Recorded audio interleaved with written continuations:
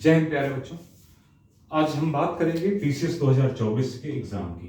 PCS 2024 का exam जो कि बड़ा ही डायलेमा में चल रहा है।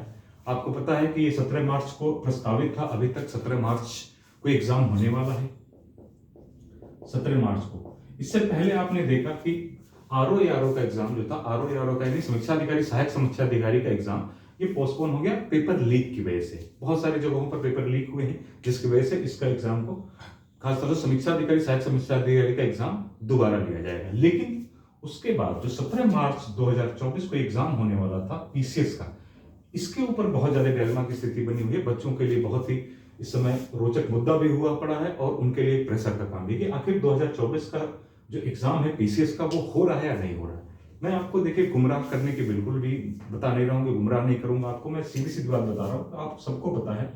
2-3 पहलुओं पर बात करेंगे। पहला कि परीक्षा नियंत्रक नहीं है, परीक्षा नियंत्रक को हटा दिया गया है। जो अभी समीक्षा अधिकारी, सहायक समीक्षा अधिकारी का जो एग्जाम कैंसिल हुआ है या पेपर लीक हुआ है, उसके लिए परीक्षा नियंत्रक को यानी कि हटा दिया गया है। तो बिना परीक्षा नियंत्रक के कोई एग्जाम कंडक्ट कैसे कराया जा सकता है, क्योंकि उसकी भागीदारी होती है, उसकी जिम्मेदारी होती है। अच्छा, उसके एब्सेंस में ये माना कि कोई कार्यवाहक जरूर बना होगा, लेकिन कार्यवाहक जो शिक्षा कंट्रोलर है यानी कि आपका परीक्षा कराने वाला परीक्षा नियंत्रक को इतना बड़ा एग्जाम नहीं ले सकता है। इसलिए सबसे पहले तो ये जानिए कि कोई ना कोई आपको जो है परीक्षा नियंत्रक को नियुक्त करना होगा। ठीक, एक ये रीजन है। दूसरी बात ये है कि 10 दिन के पहले, अमूमन 10 दिन के पहले एडमिट कार्ड आ जाते हैं। हालांकि 10 दिन में अभी 7वां कल टाइम बाकी है, बल्कि आज पूरा हो जाएगा, तो अभी तक कोई एडमिट कार्ड नहीं आया। अच्छा ये है कि इसके बावजूद कमीशन की कोई नोटिफिकेशन भी नहीं आई है। कमीशन ने कोई नोटिफिकेशन अभी तक नहीं दिया है कि एग्जाम हो रहा है या नहीं हो रहा है, क्योंकि अंत रूप से यानी कि आखिरी रूप से हम कमीशन यानी कि जो कमीशन कहता है उसी की बात मानेंगे। जब तक वहां नोटिफिकेशन नहीं आ जाता तब तक हमें मान के नहीं चलेंगे कि हमारा एग्जाम कैंसिल हो चुका है। तो अभी तक ये कह सकते हैं कि स्थिति ऐसी बनी हुई है कि हाँ, कुछ सूचना जरूर इलाहाबाद से और अन्य जगहों से आ रही है कि हाँ, ये एग्जाम कैंसिल हो चुका है।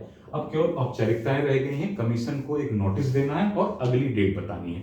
लेकिन ये जरूर 99% या 90% तक बात सही हो सकती है, बट 100% ये बात सही हो ये जरूरी नहीं है। 100% बात सभी सही होगी जब कमीशन कोई नोटिफिकेशन ले आता है और आपको बताता है।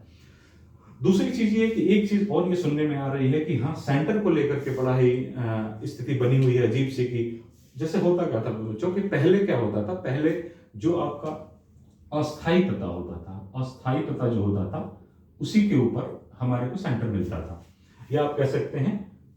और अब क्या है, स्थायी पते पर, परमानेंट एड्रेस पर अब ये आपको सेंटर देने लगे हैं। इससे बहुत लोगों को परिचय समस्याएं हैं। जो बच्चे हमारे कहीं बाहर नौकरी करते हैं, एग्जाम देना चाहते हैं और कुछ करना चाहते हैं, उनके लिए समस्या होती है।